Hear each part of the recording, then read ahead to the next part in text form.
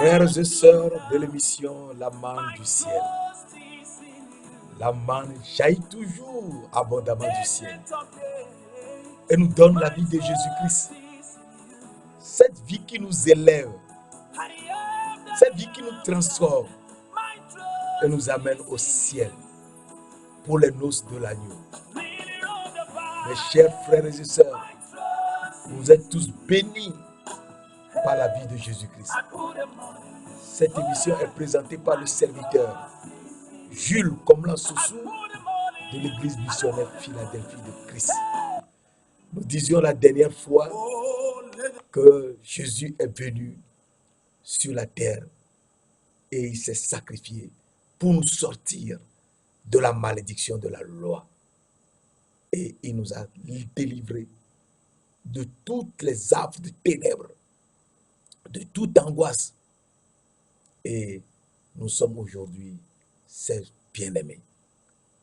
Comme je le disais, cette émission est présentée par le serviteur Jules Komlan-Soussou de l'église missionnaire Philadelphie de Christ à Lomé, Togo. Et nous sommes tellement heureux de partager ces moments de plaisir, de joie dans la parole de Dieu avec toi. Et aujourd'hui, nous voudrions voir toujours qui est Jésus-Christ. Et nous voulons continuer l'étude sur le roi. Le roi est Dieu invisible. Jésus-Christ est le roi et il est le Dieu invisible. Il est vrai que précédemment, nous avons fait une étude sur Dieu invisible. Mais nous voulons ici montrer que le Dieu invisible est le roi. Et c'est très important de suivre ces derniers événements et comprendre que le temps est proche et qu'il nous faut changer, nous consacrer à la parole de Dieu et croire en elle, la parole qui est écrite dans la Bible. Il ne faut pas écouter ce qu'un homme dit, mais uniquement la parole qui est écrite dans la Bible. Et elle dit justement dans Jean 1, verset 44, et nous voulons lire à 49, Philippe était de Bethsaida et Philippe rencontra Nathaniel.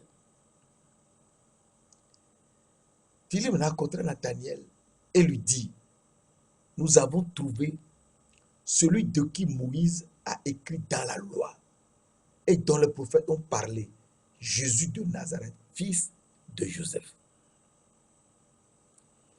Philippe dit à Nathaniel, nous avons vu, nous avons trouvé celui que Moïse, de qui Moïse a écrit dans la loi et dont les prophètes ont parlé, Jésus de Nazareth, fils de Joseph. Donc, Moïse a parlé de Jésus. Et il a parlé de Jésus d'une certaine manière que il faut qu'on comprenne que c'est lui qui viendra et il détruira les œuvres de Satan. Et c'est très important. Car la parole de Dieu nous dit dans Genèse 3, verset 15, je mettrai inimitié entre toi et la femme, entre ta postérité et sa postérité. Celle-ci, la postérité de la femme, t'écrasera la tête et tu lui mordras le talon. Et nous avons vu que Jésus a brisé la tête du serpent par il est écrit.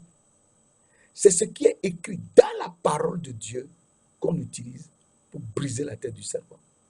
Il est écrit. C'est écrit. Et le serpent, lui blessera le talon. Et nous avons également vu que Jésus s'est montré à ses disciples. Il leur a montré ses mains clouées. et ses pieds qui ont été cloués. Donc, Jésus a les pieds cloués au bois. Donc, on l'a mordu. Le serpent l'a mordu au bois. Et donc, nous comprenons que si Jésus est celui-là dont Moïse a parlé, c'est très important car Moïse a dit dans Deutéronome 18, verset 18, que Dieu enverra sur la terre un prophète comme lui, Moïse. Il faut l'écouter. Donc Jésus-Christ est celui qu'il faut écouter. C'est très important. C'est le prophète à écouter. Et il est venu. Si tu ne l'écoutes pas, c'est fini. Tu es perdu. Le serpent a plusieurs astuces. Il va te faire tomber. Et Nathanaël lui dit, peut-il venir de Nazareth quelque chose de bon? Philippe lui répondit, viens et vois. C'est très important. Il faut venir pour voir. Car sans Jésus, nous ne sommes rien du tout. Il faut venir et voir. Il faut venir voir comment? Il faut venir à la parole de Dieu et découvrir qui est Jésus-Christ. Et en le découvrant, lui-même, je le répète, lui-même se manifestera à toi. Tu le verras toi-même dans ton rêve. Et tu changeras complètement. Comme nous autres, nous avons changé. C'est très important, mes frères et mes sœurs. Vous le verrez. Et Jésus, voyant venir à lui Nathanaël, dit de lui, voici voici vraiment un Israélite dans lequel il n'y a point de fraude. D'où me connais-tu? Lui dit Nathanaël. Jésus lui répondit, avant que Philippe t'appelât, quand tu étais sous le figuier, je t'ai vu. Quand tu étais sous le figuier, je t'ai vu. Alors, Philippe a eu la révélation. C'est une question de révélation. Ce n'est pas une question de connaissance. On ne peut pas connaître Dieu, jamais. Mais Dieu même se révèle et il se manifeste à nous. Ce n'est qu'ainsi qu'on peut en parler. Alors, Philippe a eu la révélation et répondit à Jésus. Rabbi. Celui qui ne connaît pas, il appelle Rabbi. Oui. Rabbi, c'est-à-dire le maître. Le maître de sabbat. Il est le maître de sabbat. Très important. Et nous ferons une étude prochainement sur le maître de sabbat. Tu es Rabbi, tu es le fils de Dieu. Tu es le roi d'Israël. Donc, Philippe a vu Jésus pour la première fois. Il a eu la révélation. Et il a dit, Rabbi, il a appelé Rabbi, c'est-à-dire il est le maître de sabbat. Tu es le fils de Dieu. C'est lui le fils de Dieu. Et le fils de Dieu est un avec Dieu le Père. Donc le fils de Dieu est Dieu lui-même, le Père. Tu es le roi d'Israël. Donc le roi est venu. Et Jésus lui répondit, parce que je t'ai dit que je t'ai vu sous le figuier, tu crois? Tu verras de plus grandes choses que celles-ci. Et Nathanaël a suivi Jésus partout. Mes frères, mes sœurs, c'est une question de révélation. Et quand tu as la révélation que Jésus est Rabbi, c'est-à-dire il est le maître de sabbat, le sabbat que nul n'a le droit d'enfreindre, le samedi, personne n'a le droit d'enfreindre le sabbat. Personne. Tu dois être lapidé. Mais Jésus, lui, l'a fait beaucoup de guérisons le jour du sabbat. Et les gens ont toujours cherché à le lapider. Il est le fils de Dieu. Et il a été arrêté par les souverains sacrificateurs parce qu'il est le fils de Dieu. Et c'est très important de lire Matthieu 26, versets 62 à 64. C'est très important. Et nous voyons que le Fils de Dieu, il est le roi. Et il faut qu'on se pose des questions. Qui est ce roi? Quelle sorte de roi est-il? Car la parole nous dit, dans Psaume 10, verset 16, Psaume 10, verset 16, l'Éternel est roi, à toujours et à perpétuité. L'Éternel est roi, à toujours et à perpétuité. Donc, tout le temps, de tout temps, depuis l'éternité passée, et jusqu'à aujourd'hui, et jusque dans l'éternité à venir, il est toujours roi. Et ce roi, c'est un roi éternel. Mes frères, mes sœurs. Le roi dont nous parlons, c'est un roi éternel. Il ne change pas. Il n'y a pas de variation à lui. Il reste toujours le même. C'est lui qui opère tout en tous. C'est lui le seul Dieu le Père. C'est lui le seul Jésus-Christ. C'est lui le seul Esprit. Et nous voyons que Jérémie nous dit, dans Jérémie 10, verset 10, Jérémie 10, 10, l'Éternel est Dieu en vérité. Donc on peut dire l'Éternel, il est tout ceci, il est tout cela, mais il n'y a pas de problème. L'Éternel, il est Dieu en vérité. Donc il faut connaître l'Éternel comme Dieu. Et c'est très important. L'Éternel est Dieu en vérité. C'est un Dieu vivant et un roi éternel. C'est un Dieu vivant et un roi éternel. Alors, nous comprenons que l'Éternel est Dieu en vérité, oui. C'est lui qui est Dieu, l'Éternel qui est Dieu. Et l'Éternel qui est Dieu est le Fils, et c'est très important, est le Fils de Dieu. Et le Fils de Dieu est l'ange de l'Éternel. Le Fils de Dieu est l'ange de l'Éternel. L'ange de l'Éternel est Dieu, et Dieu, et l'Éternel est Dieu. Et Dieu nous dit son nom pour l'éternité, aujourd'hui et pour l'éternité, de génération en génération. Il donne son nom. Son nom est Je suis. Exode 3, versets 14 et 15. Donc, l'Éternel est roi. L'Éternel est Dieu en vérité. C'est un Dieu vivant et un roi éternel. C'est très important. Et ce roi éternel, je te l'avais dit la dernière fois, il nous aime d'un amour éternel. Jérémie 31, verset 3. De loin, l'Éternel se montre à moi. Il se montre à toi aussi, à travers sa parole. Dieu se montre à toi. Il veut que tu le connaisses à travers sa parole. Et plus tu le connaîtras à travers sa parole, il se révélera lui-même à toi. Un jour, il se révélera à toi dans ton âme. Lorsque tu dormiras, il se révélera à toi. Et il nous dit dans le psaume 24,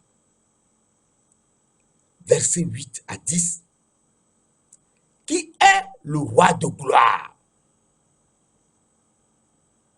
Le roi de gloire, c'est l'Éternel des armées. C'est lui le roi de gloire. Donc, l'Éternel est Dieu en vérité. Et il est roi de gloire. Et c'est lui l'Éternel des armées. Ah, si c'est l'Éternel des armées, eh bien, il est notre époux. Oui, Il est notre époux. Ésaïe 54, verset 5. Car ton Créateur est ton époux. L'Éternel des armées est son nom. Il se nomme Dieu de toute la terre. C'est très important. Et nous voyons que dans le psaume 24, verset 8 à 10, que je viens de te lire, qui est le roi de gloire? Donc c'est un roi de gloire, oui. Ce n'est pas un roi éternel seulement, c'est le roi de gloire. Et ce roi de gloire est venu sur la terre pour nous donner sa gloire. Il est venu pour nous donner sa propre gloire. Et nous aurons sa gloire.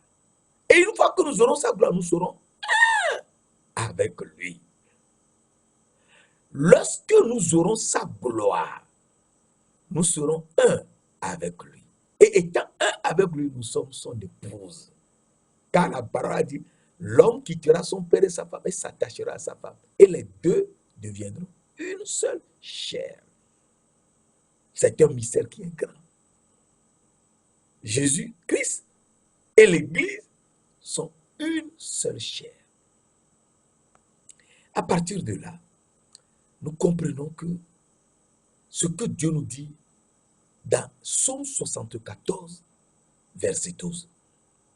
Dans Psaume 74, verset 12, que je te lis rapidement, la parole de Dieu nous dit, Psaume 74, verset 12, Dieu est mon roi dès les temps anciens.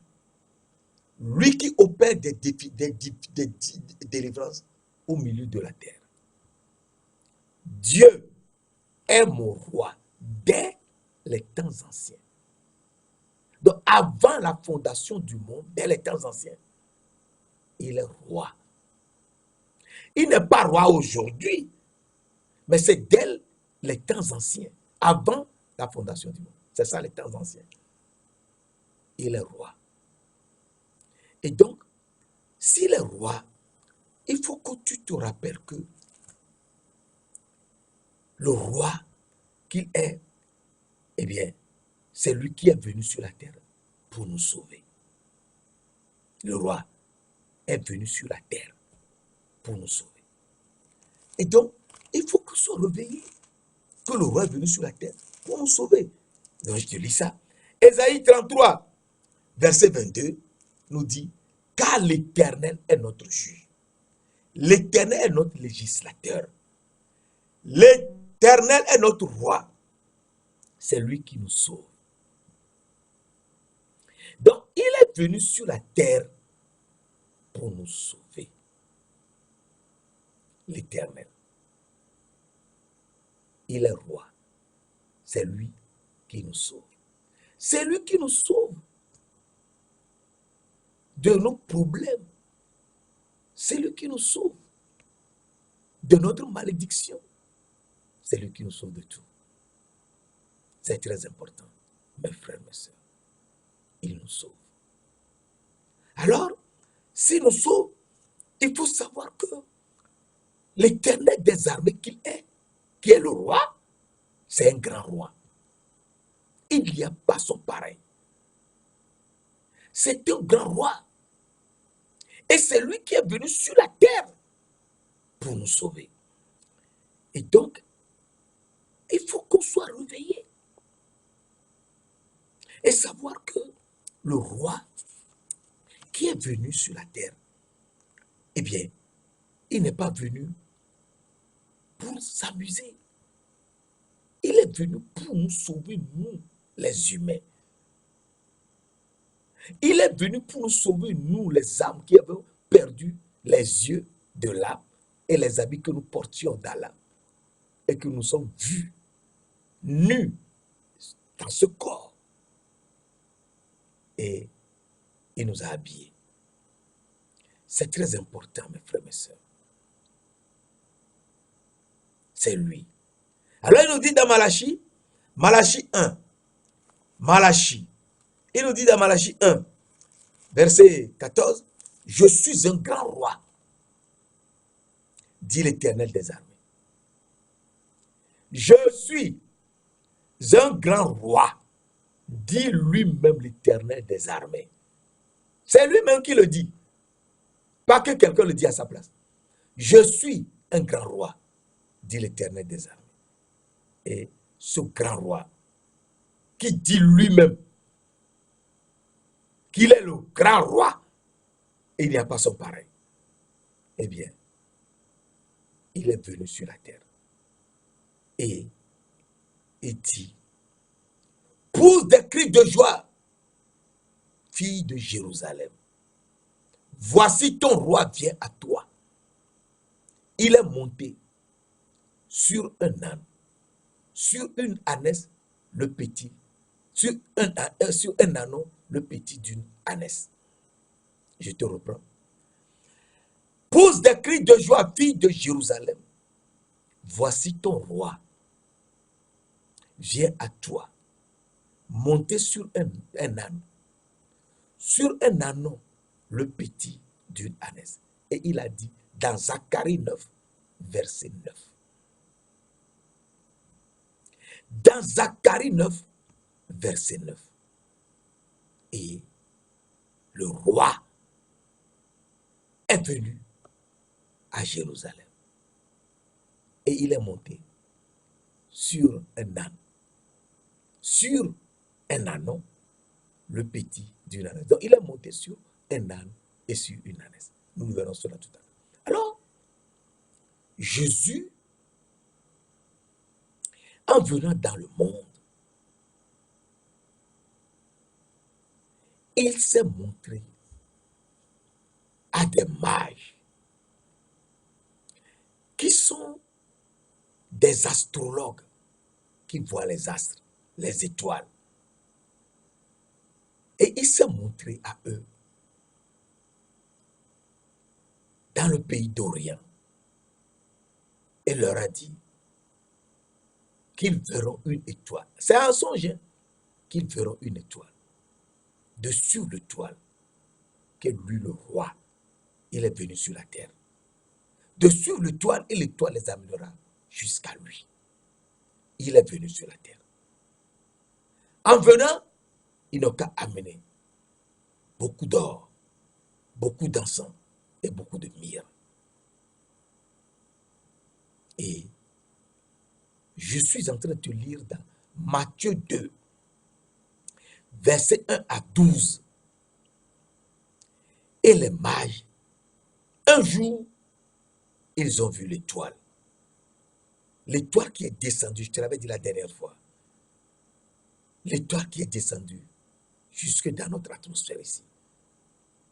Et ils étaient tellement contents. Ils ont mis dès lors beaucoup, ils étaient nombreux, ces mages. Ils n'étaient pas que trois, ils étaient nombreux. Ils ont pris beaucoup d'or, beaucoup d'encens, beaucoup de myrrhe. Et ils étaient venus en suivant l'étoile jusqu'à Jérusalem. Et l'étoile a disparu. Ils ont demandé à Hérode, qui n'avait pas fait d'enfant à l'époque. Et ils ont dit, nous sommes venus voir le roi qui vient de naître, car nous avons vu son étoile en Orient. Hérode a fait venir les souverains sacrificateurs et les scribes, et leur a posé la question. Et ils ont vérifié dans le livre et ont trouvé que dans Michée 5, verset 1, la parole de Dieu dit que c'est dans Bethléem que le roi naîtra. Donc, Michée, qui est le prophète de Dieu, a eu la révélation 550 ans avant Jésus-Christ. 550. Il a eu la révélation. Et il a écrit, je te lis cela. Dans Michée 5, verset 1, la parole de Dieu nous dit, et toi, Bethléem, Ephrata, tu es petite entre les milliers de Judas, mais de toi sortira pour moi celui qui dominera sur Israël. Celui et dont l'origine remonte aux temps anciens, celui qui dominera sur Israël, et dont l'origine remonte aux temps anciens, au jour d'éternité. Au jour d'éternité, l'éternité passée. C'est-à-dire avant la fondation du monde. Celui qui est venu, il est venu des temps anciens. Depuis l'éternité passée, avant la fondation du monde. L'éternité passée.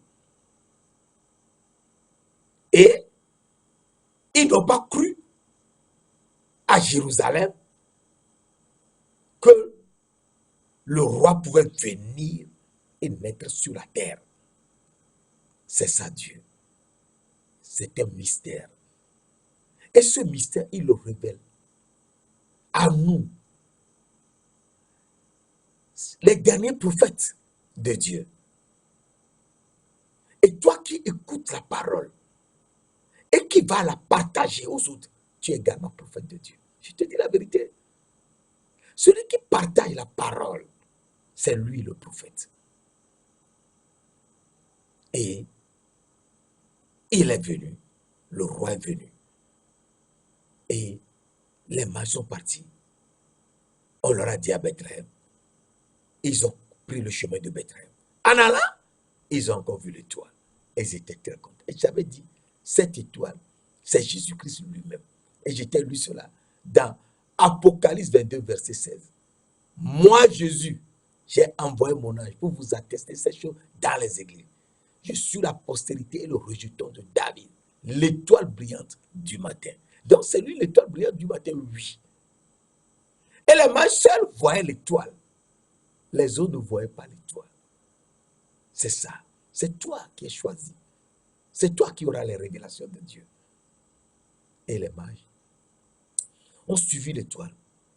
Jusqu'à l'étoile est venue, est arrivée dans la ville de Bethléem et s'est arrêtée au-dessus d'une maison. Ils sont entrés dans la maison et ont vu Marie avec un petit enfant. Et la révélation qu'ils ont eue depuis le pays d'Orient a été plus forte en eux et ils se sont prosternés, visage contre terre, ont adoré le petit enfant, ont chanté Alléluia, ont chanté des cantiques d'adoration pour louer et adorer le petit enfant. C'est lui qu'il faut adorer. C'est devant lui seul que nous nous prosternons visage contre terre, car il est notre créateur, le petit enfant. C'est lui qui est notre créateur. Ils se sont prosternés devant leur créateur. Et une fois levés sur pied, ils ont donné à l'enfant beaucoup d'or pour dire que c'est lui le roi des rois. Ils lui ont donné beaucoup d'encens pour dire que c'est le souverain sacrificateur. Le souverain sacrificateur qui utilise l'encens dans l'église. Et de la myrrhe pour lui dire que c'est lui le roi, que c'est lui le prophète à écouter. C'est lui le prophète à écouter. Deutéronome 18, verset 15 à 19. C'est lui le prophète à écouter. Mais qui souffrira pour nous? La myrrhe, c'est l'onguent qu'on utilise pour lorsqu'on a la douleur en un lieu dans le corps. Une fois qu'on utilise cet onguent, on est tranquille. Et par ces meurtrissures, nous sommes guéris. Et donc à partir de là, nous comprenons que Jésus est venu sur la terre. C'est lui le roi. Et le roi a fait quelque chose d'extraordinaire. Et c'est très important. Dans Matthieu 2, que je te disais tout à l'heure, Matthieu 2, nous lisons verset 12. Puis divinement averti en songe, les mages ont pris un autre chemin pour retourner chez eux. Alors, le roi Hérode, ayant compris qu'il a été, que les mages lui ont menti, qu'il n'était plus revenu, eh bien, a été en fureur. Et avant même qu'il ne revienne à Bethléem pour tuer tous les petits-enfants, eh bien, le Dieu de gloire, qui est lui-même venu sur la terre, lui-même le petit enfant, dans la main de Marie, lui-même le Dieu de gloire, le roi, l'éternel des armées, le roi des rois, le Seigneur des seigneurs, le Dieu tout-puissant. Il a parlé en songe à Joseph. Je te lis cela. Dans Matthieu 2, verset 13, lorsque les mages furent partis en Orient, dans le pays d'Orient, voici un ange du Seigneur. Et c'est très important. Dans l'Ancien Testament, on dira, voici un ange de l'Éternel. Dans le Nouveau Testament, tu ne trouveras nulle part où on a écrit l'Éternel. Je te l'avais dit la dernière fois. Et je te le répéterai toujours. Quand nous disons l'Éternel, mais l'Éternel, c'est lui le Dieu de gloire. Jésus-Christ qui est venu sur la terre. C'est très important. Donc on l'appelle plus l'ange de l'Éternel, mais on l'appelle l'ange du Seigneur. Car c'est lui-même le Seigneur, Jésus-Christ. Lorsqu'il fut parti, voici un ange du Seigneur apparut en songe à Joseph. Et dit, lève-toi, prends le petit enfant et sa mère, fuis en Égypte et résiste jusqu'à ce que je te parle, car Hérode cherchera à faire mourir, à le faire périr. Donc, Hérode cherchera à faire mourir, à faire périr le petit enfant, et l'ange du Seigneur, qui est le petit enfant lui-même, c'est ça qui est extraordinaire. L'ange du Seigneur, qui est le Seigneur même, et qui est Dieu, parle en songe à Joseph. C'est lui le petit enfant. Il parle en songe à Joseph et lui dit de partir en Égypte. Et parce que Hérode cherchera à faire mourir, à faire périr le petit enfant. Et Joseph se leva, prit de nuit. Joseph se leva, prit de nuit, parce qu'il a eu un songe la nuit. Il se leva, prit la nuit là même le petit enfant et sa mère et se retira en Égypte. Et, verset 15, il y resta jusqu'à la mort d'Hérode, afin que s'accomplisse ce que le Seigneur avait annoncé par le prophète. J'ai appelé mon fils hors d'Égypte. Alors, nous voyons que ils sont restés en Égypte environ 6 ans à 7 ans, jusqu'à ce que Hérode soit mort. Mais ils étaient partis de nuit, le jour là même où le Seigneur avait parlé à Joseph, en songe. L'ange de l'Éternel, qui est le Seigneur même, l'ange du Seigneur, qui est le Seigneur lui-même, et qui est Dieu, qui est le petit enfant, qui est le Père éternel, c'est très important. Eh bien, quand ils étaient partis précipitamment de nuit en Égypte,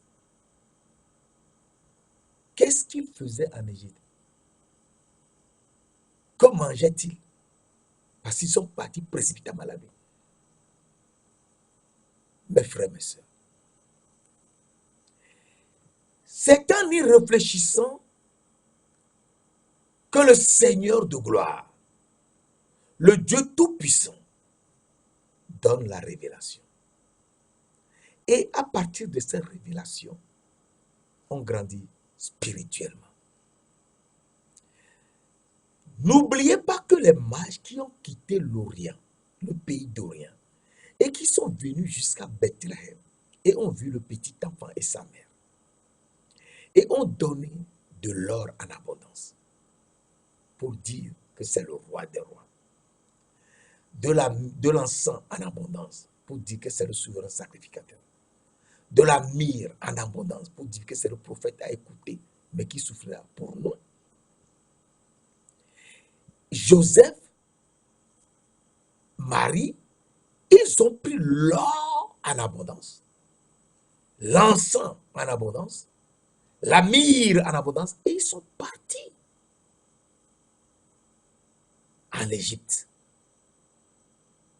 Alors en Égypte, ils ont commencé à vendre l'or. Est-ce que tu sais ça? Reçois la révélation ce matin. En Égypte, Joseph a commencé à vendre de l'or, et de l'or pur, de l'or de la qualité supérieure. Alors, Pharaon et les autres ont commencé à acheter l'or, l'or de qualité supérieure. Et Joseph a commencé à vendre l'or très cher. Mon frère, est-ce que tu y as pensé une seule fois? Pourquoi ils ont donné de l'or, de l'encens et de la myrrhe? Joseph a commencé à vendre l'or en Égypte. Et ils étaient riches. À vendre de l'encens que les prêtres qui sont en Égypte, les prêtres de Pharaon, comme Potiphar et autres,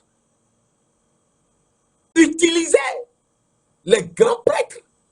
Parce que l'encens que Joseph vendait est un encens de qualité suprême. Mes frères, mes sœurs, c'est très important. Et la myrrhe, eh bien, la myrrhe, c'est un onguent, comme je te l'avais dit tout à l'heure, qu'on utilise lorsqu'on a mal quelque part. Il suffit de l'utiliser, frotter un peu, et puis on se sent bien. Alors, tous ceux qui ont commencé à acheter l'onguent, la myrrhe de Joseph, il suffit de l'utiliser un peu, et ils étaient guéris. Par ces maîtresses, nous sommes guéris. Alors, en Égypte, Joseph, Marie et les autres petits frères que Marie a donnés à Joseph, eh bien, ils étaient dans la joie. Ils étaient en paix. Joseph n'avait plus besoin de faire le travail de menuisier comme le de charpentier, non. Il vendait de l'or, il vendait de l'encens, il vendait de l'onguent, de la myrrhe. Et ils étaient riches. Et je te lis un passage. Dans Proverbe 10, verset 22, et c'est très important. C'est la bénédiction de l'Éternel qui enrichit. Et il ne la fait suivre d'aucun chagrin. Mes frères, mes sœurs, c'est la bénédiction de l'Éternel qui enrichit. Et il ne la fait suivre d'aucun chagrin. D'aucun chagrin. Tu ne trouveras aucun chagrin. C'est la vérité. Car l'Éternel t'a béni. Le Dieu de gloire, le Père 3 fois saint, il t'a béni. Il t'a béni. C'est le Seigneur Dieu, le Tout-Puissant. Il t'a béni. Celui qui était, qui est et qui vient. Il t'a béni. C'est la bénédiction de l'Éternel qui enrichit. Et il ne la fait suivre d'aucun chagrin. Je te lis un autre verset rapidement. Dans 1 Corinthiens. Je te lis dans 1 Corinthiens. Oh, alléluia. Dans 1 Corinthiens, il y a un verset qui est extraordinaire. Et si tu vois ce verset, tu seras complètement transformé.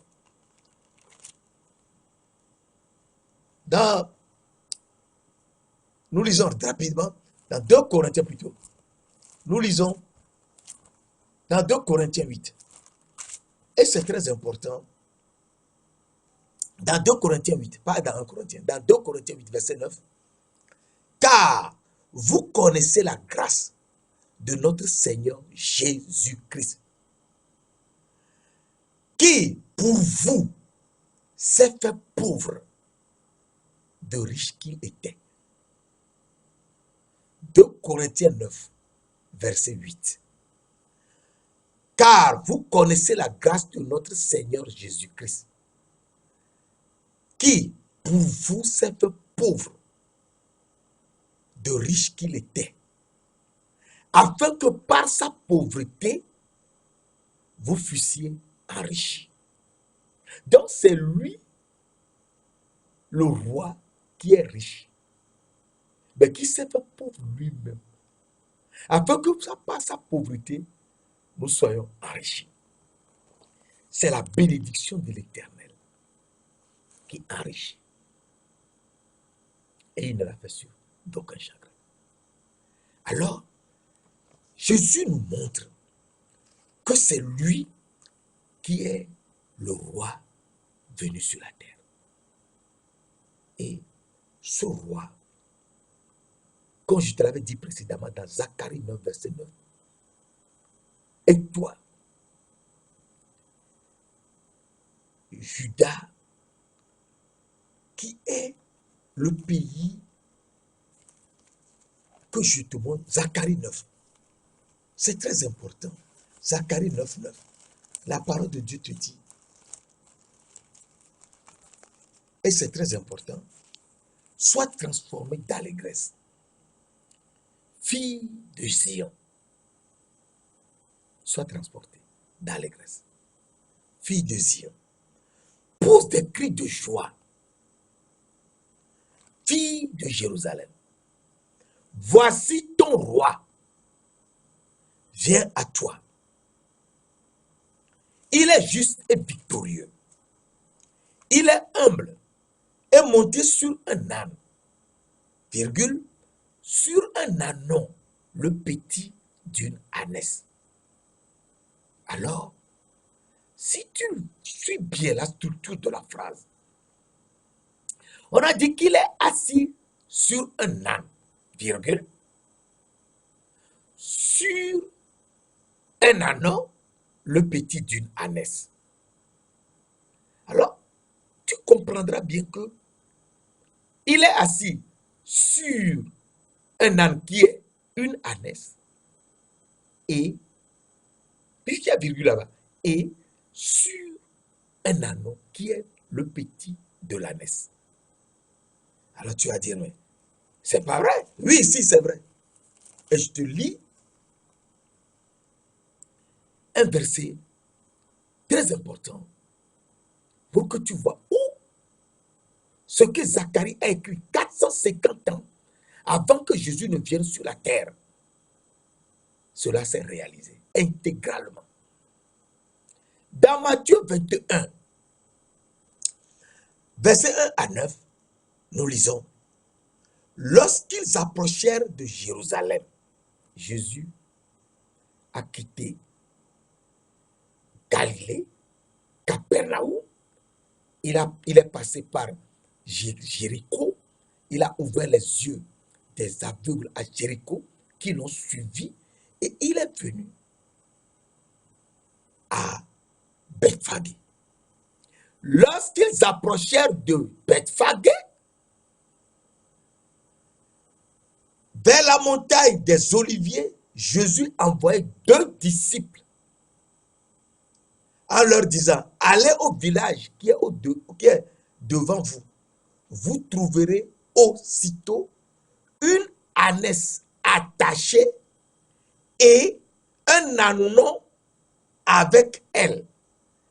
Détachez-les et amenez-les-moi. Verset 3. Si quelqu'un vous demande, que faites-vous? Vous répondrez, le Seigneur en a besoin. Et à l'instant, il les laissera aller. Or, ceci arriva afin que s'accomplisse ce qui avait été annoncé par le prophète Zacharie, donc Zacharie 9:9. Dis à la fille de Sion, voici ton roi vient à toi, plein de douceur, et monté sur un âne, sur un ânon, le petit d'une ânesse. Les disciples allèrent et firent ce que Jésus leur avait ordonné. Ils amenèrent l'ânesse et l'ânon. L'ânesse et l'ânon. Mirent sur eux leurs vêtements. Ils mirent sur eux leurs vêtements. Et firent asseoir dessus Jésus. Ils firent asseoir Jésus sur l'ânesse et l'ânon. Mais ce n'est pas possible. Comment un homme peut-il s'asseoir sur une ânesse et un ânon en même temps, simultanément? Oui, c'est lui le roi de gloire. Le roi de gloire, c'est lui Jésus-Christ, le Seigneur de gloire, qui est venu sur la terre. C'est lui le Seigneur de gloire. Il est assis sur un ânon et sur une ânesse et sur un ânon. Toute la ville a commencé à crier. Et ils n'ont jamais vu ça. Je te lis cela. La plupart des gens de la foule étendirent leurs vêtements sur le chemin. D'autres coupèrent des branches d'arbres et enjonchèrent la route. Verset 9 enfin. Ceux qui précédaient et ceux qui le suivaient, qui suivaient Jésus, criaient Hosanna! Béni soit celui qui vient au nom du Seigneur. Hosanna dans les lieux très hauts. Toute la ville de Bethphagée, les gens ont commencé à crier. Ils n'ont jamais vu ça. Un homme assis sur une ânesse et sur un ânon en même temps. Les deux en même temps. Aucun homme ne peut s'asseoir sur une ânesse et sur un ânon. Tu peux t'asseoir sur un ânon ou sur une ânesse, il n'y a pas de problème. Mais sur les deux en même temps, simultanément, non. Mais Jésus, le roi de gloire, lui, il a fait. Et il a fait pour rappeler ce qu'il avait dit à Zacharie 9, à Zacharie, et que Zacharie avait écrit dans Zacharie 9, verset 9, que c'est lui le roi de gloire qui est venu. Et les gens étaient tellement contents qu'ils l'ont reçu pendant 3 jours. Ils l'ont reçu pendant 3 jours, le roi de gloire. Et pendant les 3 jours, Jésus était resté. Ils étaient contents. Et le même jour, on est venu dire à Jésus que son ami, Lazare, était malade, qu'il allait mourir. Jésus a dit, ce n'est pas la mort, que cette maladie n'est pas pour la mort. D'aller, qu'il viendra. Le jour même, Lazare, il était décédé. Et on l'a enterré. Jésus ayant fait 3 jours à Bethphagée,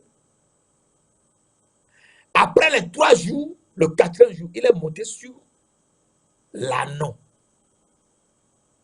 le petit de l'ânesse. Il est monté sur un ânon et est parti jusqu'à Béthanie. Et là, on lui a dit que Lazare était mort. Nous verrons cela la prochaine fois. Le roi de gloire, ce qu'il est venu faire, il est venu et nous a ressuscités. Saint-Esprit, Esprit du Dieu vivant, Esprit de gloire, Esprit 3 fois saint, nous te remercions. Nous ne cesserons jamais de te remercier pour tout ce que tu fais dans notre vie, pour les révélations que tu nous donnes, pour la joie que tu nous donnes de te suivre. Conduis-nous, conduis-nous, enseigne-nous. Rappelle-nous tout ce que Jésus avait dit et amène-nous dans la vie éternelle en faisant de nous l'épouse de l'agneau de Dieu. Merci de l'avoir fait au nom précieux de notre Seigneur Jésus-Christ de Nazareth. Amen.